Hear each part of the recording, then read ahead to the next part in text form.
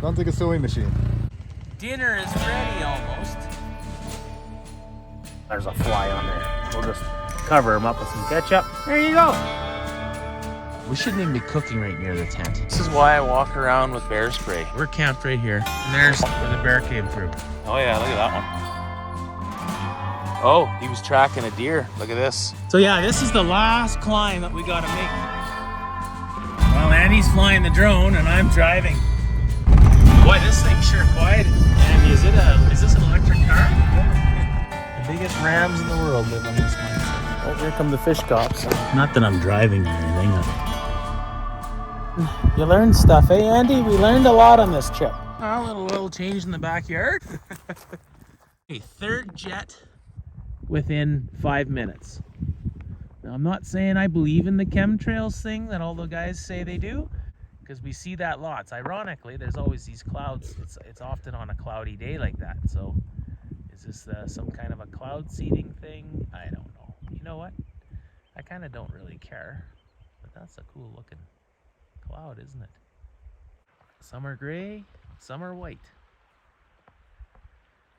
That's a little better. Well, that's a good sign. He's coming back. Well, now he's going 4x4 again. He's getting cocky again. And if he gets stuck over there, oh, he made it through. But if he gets stuck over there, I'm staying here and I'm drinking my booze and he's gonna get himself out. Because I'm done pulling and winching. When I'm in the backcountry like this, I don't fool around. If I have to cross a river, I get out and I walk it. If I have snow in the ways, I get out and walk it, right?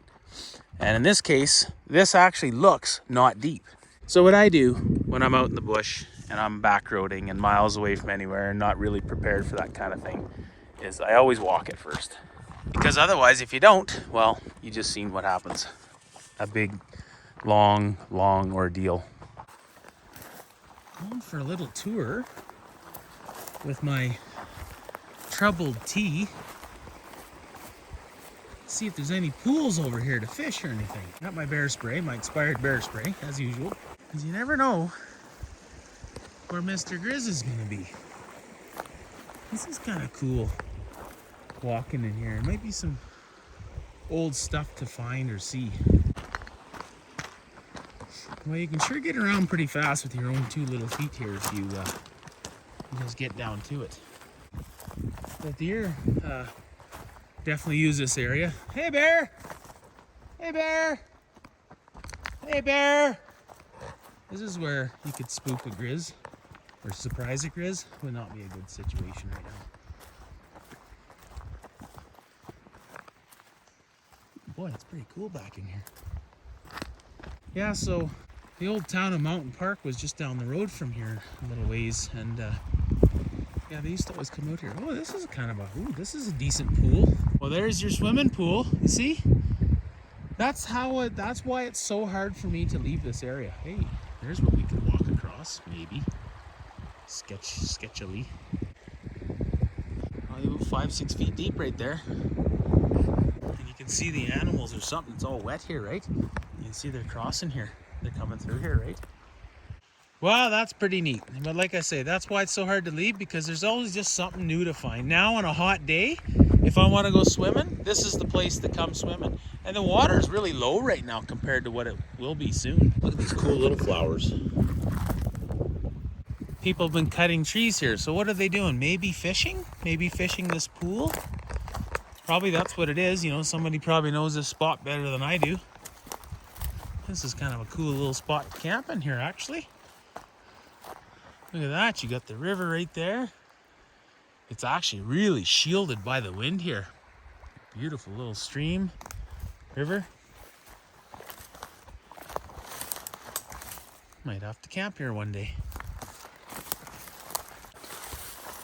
Wow, that's nice and deep. I can't see it, the sun's too bright. Look at that, that's gotta be, oh man, that's over my head. Just crystal clear. So beautiful, but yeah, you miss a lot though when you're riding a quad and stuff. You can see so much when you're hiking. I like the balance of doing both, you know. Okay, folks, I'm rambling. Over and out. Well, I decided to just take a different route home because this is how you find stuff. This is how we found the stuff last time. This trip we were supposed to be metal detecting, but we spent the whole time fixing Andy's car. But we might metal detect it tomorrow morning. We'll see how it goes.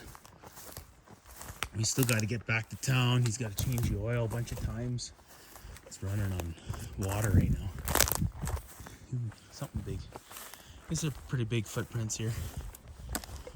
Could be a moose. This is definitely kind of moose-ish country. Yeah, so I just like going like this way off the beaten path because sometimes this is where you find cool old stuff that you wouldn't see if you just followed the original trail.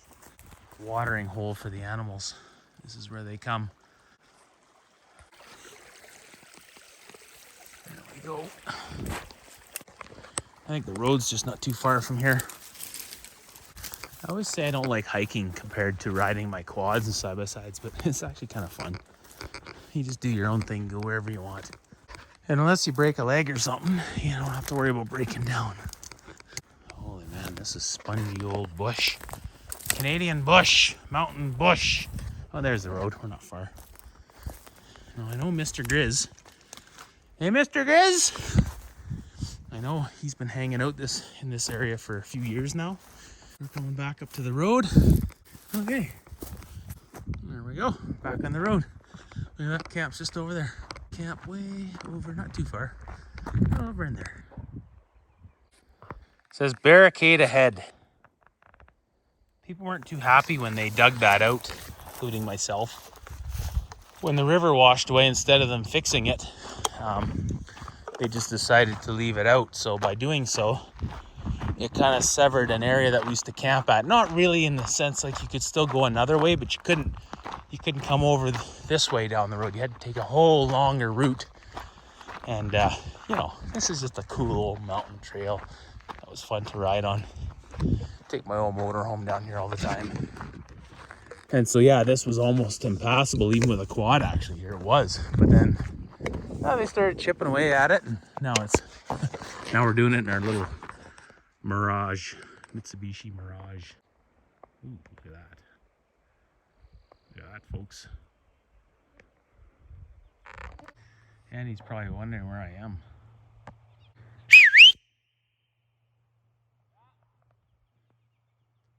Can't see me yet. Yeah, walking's actually kind of fun and peaceful. Yeah. Sometimes I wish I did more hiking. I mean, we did some for sure, but sometimes I wish I did more hiking when I had Chevelle. I mean, she's a dog, so that's more their thing, you know. Like, she chased us around the quads. Chevelle's very first trip, the very, very first trip I ever took her on was to Ruby Falls, down this road. We left way up there from the divide.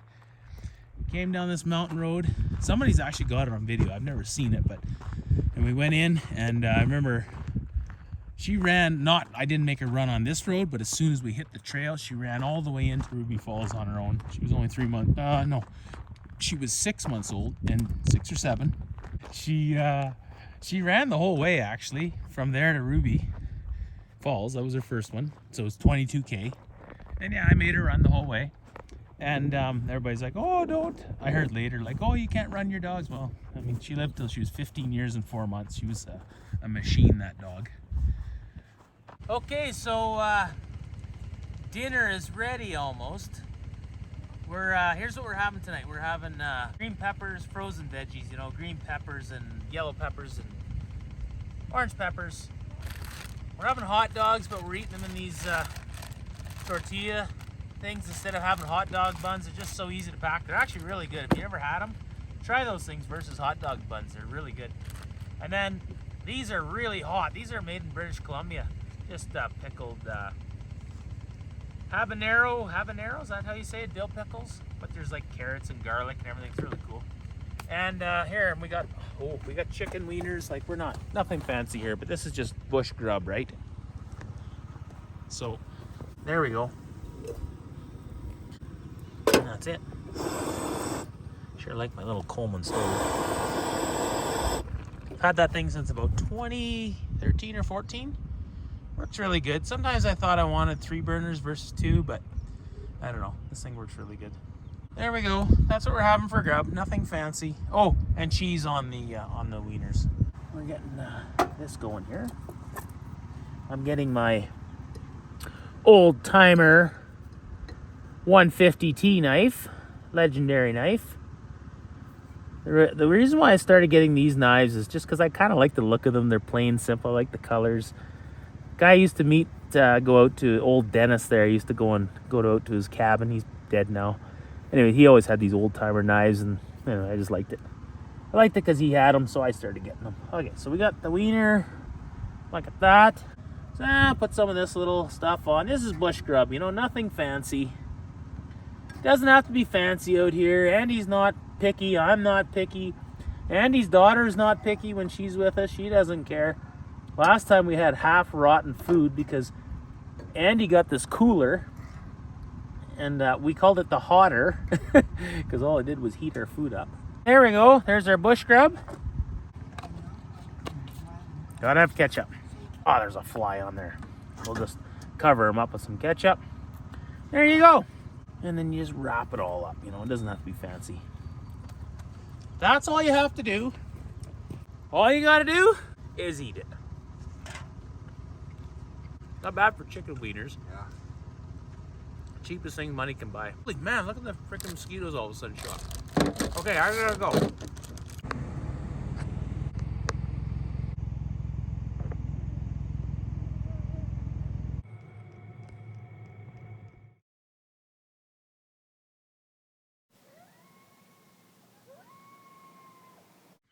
Well, this is pretty cool to wake up to when you're camped out in the mountains.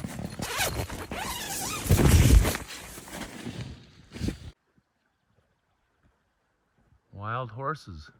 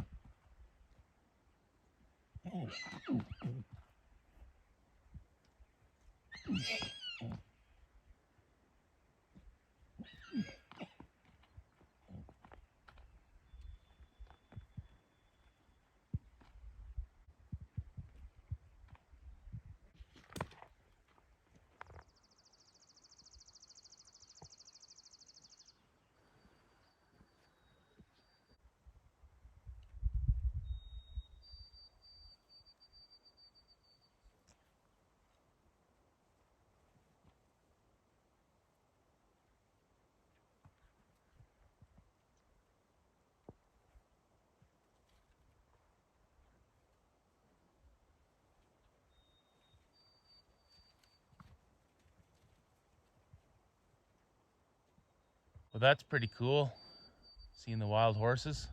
But I got something else I just noticed that's kind of even cooler and a little bit scary because they weren't here when we went to bed last night. I think Mr. Grizz came for a little stroll through here. We don't know when it was. We had the diesel heater going last night. But we're camped right here. There's our car. We have these little solar lights right here. And there's, right there, where the bear came through. That's a little close for comfort. Where else did he go? Must have came through there. See these, Andy?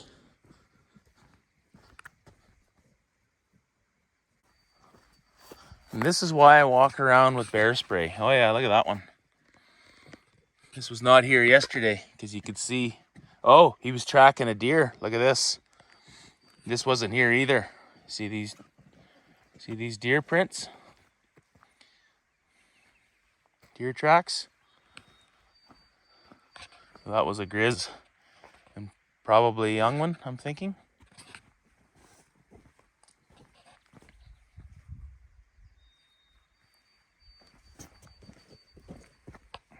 Let's see how fresh it is. And this is why I normally never walk around too far from camp without bear spray on me. Just for this reason. We're camped right over there. So looks like a deer came through here and a bear was following it, tracking it. The deer almost guaranteed knew that we were here and came here for that reason, thinking that maybe the bear would leave him alone. And here, it's hard to tell if that's the horses or if that's when the bear started to run and maybe chase it or something. And who knows, there could be a kill right over here that we don't know of yet. But we're camped right here. And this is definitely Grizz country, and then this is definitely, you know, kind of their highway that they come through here. I was just saying to Andy last night how maybe he didn't believe me, Andy, but now you probably do. But no, this has kind of always been a bit of a highway for at least one bear that I've seen several times over the years. In fact, I've got a video of it just right down the road here, about a couple stone throws away. Did the bear come in here, Andy? I didn't see anything, no. But you never know, there could be a kill right down the road here, so I'm not going to venture too far without my bear spray. I mean, I'm in my underwear right now. We're going to be packing up soon. We're going to go metal detected area. Andy already found some stuff there across the way. But yeah, last night I just took a walk by myself. I did a big loop over there and around, and that's why you make noise when you're out walking around and stuff. Like, the bears usually don't want to have anything to do with you, but if they got cubs and you spook them, you're in big trouble. Probably a goner, actually.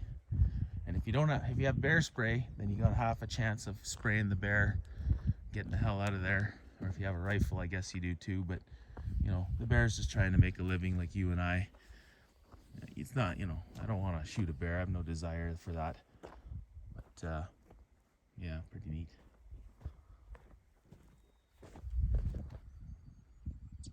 I'm thinking it's a young bear.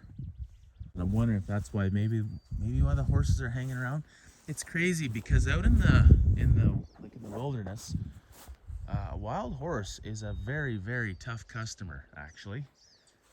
We used to, when I worked at the mine up the road, there was one horse just always by itself, and it was there for years. And it didn't just hang out at the mine, like it was all over the place. And there was grizzly bears all over that area. They hung out right by the mine, and seen it for probably about 3 years, just on and off. It was always the same horse. When a horse turns around and kicks those 2 feet, you know, it's a pretty big deal to anything that's on the receiving end of it. We're gonna clean up camp, make it spotless, make it cleaner than it was when we got here, and then we're gonna go metal detecting. Well, there's the horses. They crossed the river, hanging out there now. Now, we did something it's an absolute no-no. Like, you really don't do this. A lot of people do. I've done it before. Stopped doing it for a lot of years. Now here I am. And by the way, that was in the car. But, you know, everything we're cooking's right there. We shouldn't even be cooking right near the tent. You shouldn't even be sleeping in that tent with any kind of food that you cooked in, because that's just a good way to get, you know, a bear to come into camp. But anyway, Andy said he thought he heard something move hours ago, and I can see mud on here that wasn't there before. But look at this. Little squirrel prints, I think. So a squirrel came into this. But better than a bear. That was just right over there. But yeah, you just... Well, that's cool. That's a little wake-up call to be not so complacent again, because that's what happens, you know. You're sitting in your tent, and the bear doesn't really know. It's not thinking. It's thinking about food. It's hungry. It wants to eat. And all of a sudden it smells something in the tent, and it goes for it, and it's your leg that you spilled your coffee on, or your food, or whatever. The next thing you know, you don't have a leg, and maybe you don't even have yourself, because the bear full on attacks you, right? But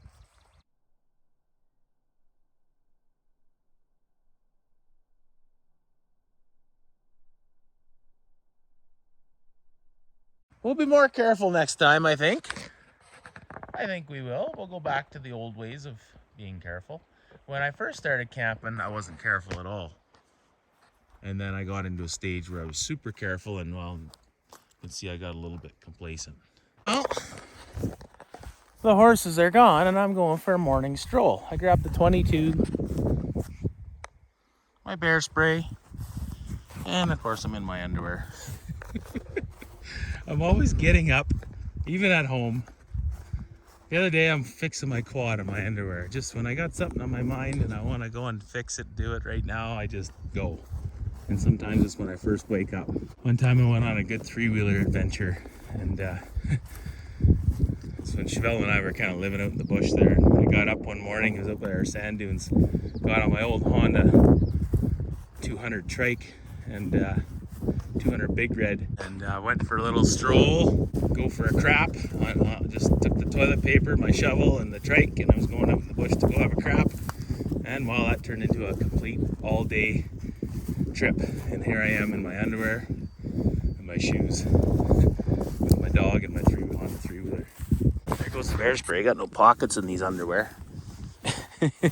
Andy had found a bunch of old stuff in this. Here's another old can. But he had those over. Maybe he brought them back for somebody else to find. Okay, I better go and put some clothes on, make breakfast, pack up camp. We gotta go metal detecting, and then we have to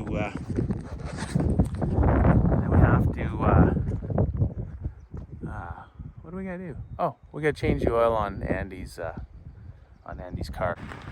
Well, we just packed up. We packed out a bunch of, well, not a bunch of garbage. There's just a couple extra little cans in the fire pit that I packed out. Big piece of angle iron somebody had. I'm gonna come back and I'll add that to my scrap steel collection. That's where we're going. That's where we're going, right there. So that's when we were coming in. That's when we went around that side hill. Looks like it's wider than what it is. It's pretty narrow for a little car, but we made it, no problem. Well, I think it was after this corner where once we make this next hills where I had to push up last time. We'll see how it does. Oh yeah, there's the big hill there. The starting of it. We're just climbing those switchbacks that I just showed you. Andy's gonna try and make it up this one without taking. Yeah. Oh, he's got a good line, folks. Uh-oh. Wiggle your wheels a bit. Yeah, there you go. If it starts powering out, just go to the side, and there we go. Okay, we made it up that one. I think it was the next one. Take her good and wide, Andy, or on the outside. He's got the speed. He dropped the hammer. He's in low gear. I think it was this next one that I had to push up, or was it that one? I think it might have been that one. Oh, we might. Oh yeah, we did. Actually, we made it. We did make it, Andy's. Yeah, that was the one. Yeah, because this is we're just at the bottom of the divide. We had no problems here. We're good to go.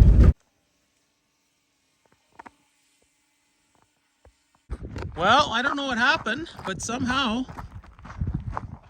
it either crashed or Andy figures it just drove itself into the ground. Everything was going kind of smooth, but we did climb. There it is.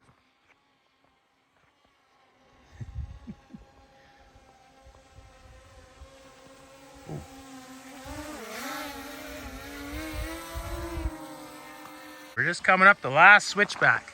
Hopefully Andy put it in park, because otherwise we're gonna have to chase it down. So yeah, this is the last climb that we gotta make. I remember coming up here with my motorhomes, and the 390 would do it, but it was a tough climb for that 390, the old scamper.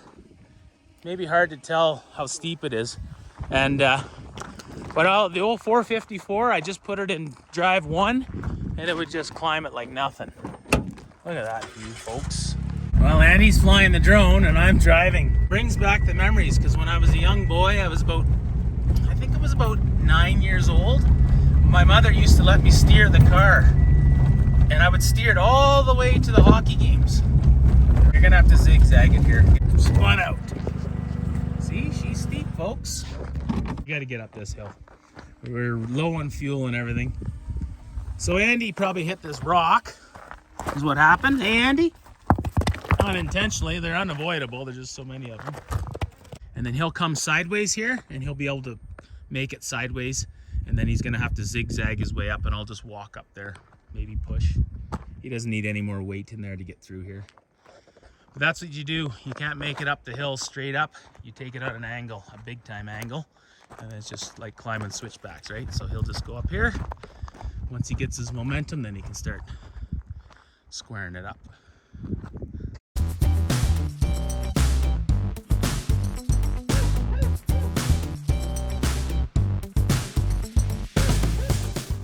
We made her, folks. She's all downhill from here. A couple other people up here. We're gonna hyper mile because we're low on fuel. Used to be an old campground right in behind here, in the trees. So I just ran into that guy over there in the divide. See you later! So it's funny. I just ran into that guy, and we get talking a bit. And it turns out his uncle is my boss, and I've worked with his dad. I've known his dad for a while, and we're actually worked with his sister. It's such a small world. Well, we're gonna coast to the bottom, Andy. We're gonna hyper mile. We're getting low on fuel. Andy was talking about hyper miling, so we're gonna coast down the hill to the divide. I remember coming here, Andy. I camp up here with my motorhome. Yeah. Just because actually it was like 5 or 7 degrees warmer here than it was down there. So I would camp up here, like in the fall. I remember coming down here one time with bacon and eggs cooked, sitting in my lap, driving the motorhome on the way to work for my shift in the morning, 6 a.m. or whatever. Hey. Boy, this thing's sure quiet. Andy, is this an electric car? Yeah. We are idling right now. We got the engine shut off, as you can see by the RPMs. Andy keeps firing it up because we keep losing our brakes. So anyway, years ago when I was camped back at Toma and I'd come flying down here in the trike, I would let off the throttle for just a little bit around this corner. And this is where, you know how it is on a trike. If you ever drove a 3-wheeler, if you start hopping and the ass end comes up, you're going for a ride. And as you can see, this stuff would not be fun. This is cobble under there. It's not just gravel. It's all hard rock.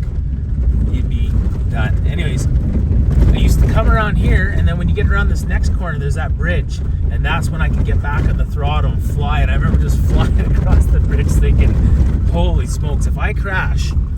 So then when I went to work that one day after thinking that, I remember telling one of the guys, hey, I'm camped out here.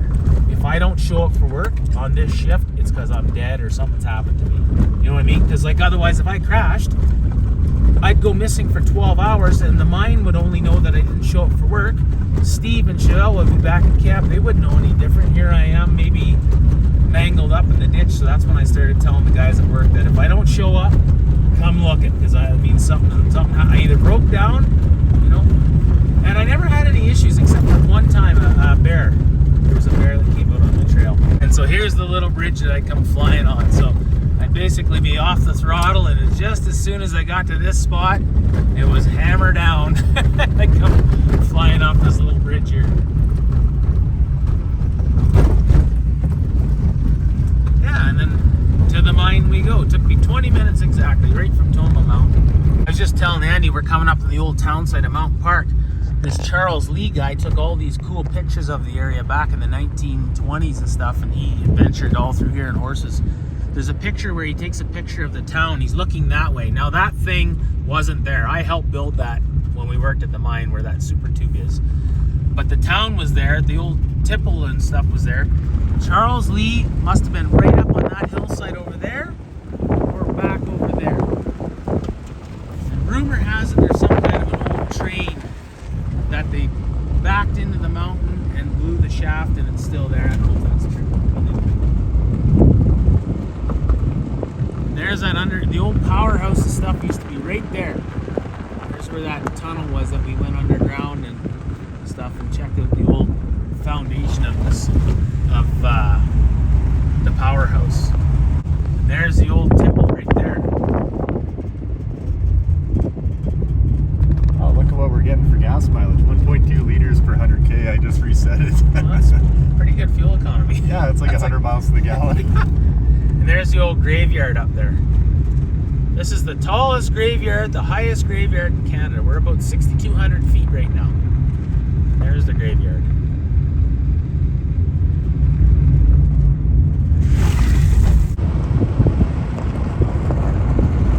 There you can see the old train tracks down there.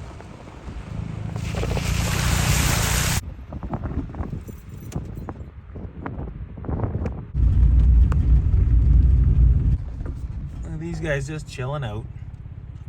Looks like he's hot, Andy. He's huffing and buffing. The biggest rams in the world live on this mine site right here. I was just telling Andy about jinx and stuff back there, and I literally just got done saying, well, we kind of made it, I guess. We're good. And just as I said that, the oil light came on. It doesn't look like chocolate milk anymore. I bet you all the water evaporated. Strawberry milk? No. It's just low on oil. Oh, actually looks pretty good, eh? Yeah, I think it burnt it all out. Well, that's cool. It's going to be higher than what... We're going to be out of oil. Oh. Interesting. Well, it cleaned up nice. Yeah, evaporated that the shouldn't water. have been enough to turn the light on, though. Well, That's only half a liter low. look at that. Oil cleaned right up. There's no chocolate milk at all. Well, look at this. Look how clean this is. The oil. All that chocolate milk is now good and clean. So it's got some oil. It's a little lower, but not enough to cause the oil light to come on. And Andy thinks that maybe the filter's plugged. Maybe I'm thinking that possibly the oil pressure sensor somehow got a little bit gummed up or dirty. I've had that happen on my Dodge. Anyway, we're gonna let it sit for a little bit, and then we're gonna continue on. But yeah, do you notice how I just said that? How, oh, we made her, and the oil light comes on. Every time. That's why you can't jinx it. I just gave Andy heck for that. I said, don't say that. And then I said it later, and sure enough, oil light comes on. Some campers over here. But there's something really cool over here. Oh, that's funny.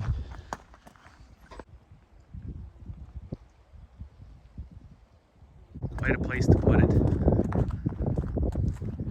Must be pretty passionate about that to go and put it on a beaver pond. Goofs.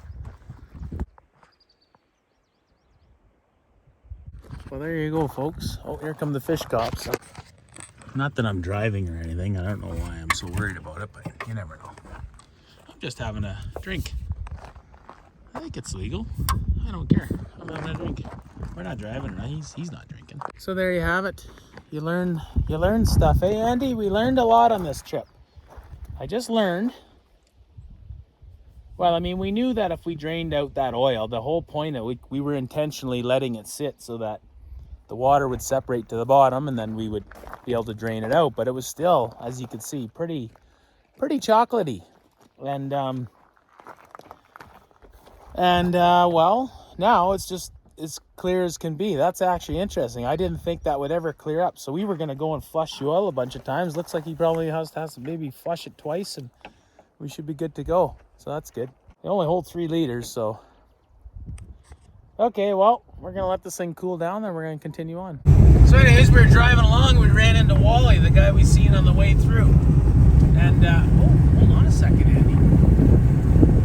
And anyways, Wally was born down there in Luscar back in the 50s, I guess. So there's the old drag line from on the St. Lawrence Seaway that I've never been able to get a good video of or a good shot of. There it is. Well, that's cool. Well, it's still intact. They were gonna bring that thing to a museum, but Tech didn't want to pay for it. Oh, we're almost home. As you can see, we're idling again. Not idling, but the engine's off. We got the oil light. The oil light came on again. So we're close. We're gonna get to Canadian Tires, gonna get a filter. We're gonna go to my place, do an oil change. And we're going all the way to the highway down there. And we're just coasting. We got some good speed. We got, what's that, 40 miles an hour, 45, 70 something, yeah, 75 kilometers an hour. Okay, folks, oil light is off and we're going again. I was just saying, maybe there's something in his oil pan. Maybe there's a few fish or snails in there, Andy. Probably, yeah. And,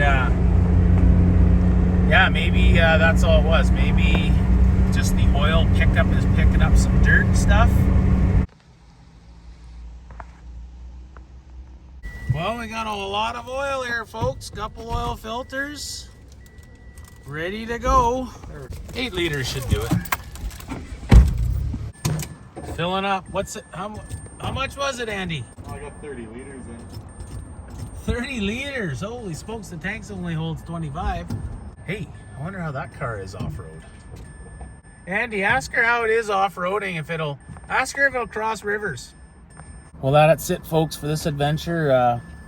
Hope you enjoyed it. She was a hell of a ride. We're just getting home. We're gonna change the oil and we'll plan our next adventure, eh, Andy? No river crossings with not this thing, anyway. We're gonna try river crossing again. Yeah. Are you gonna snorkel it and? No. We're just gonna try it again. We'll make it this time. A little oil change in the backyard. Hey, Andy. A couple little oil changes and he'll be on his way back to the city.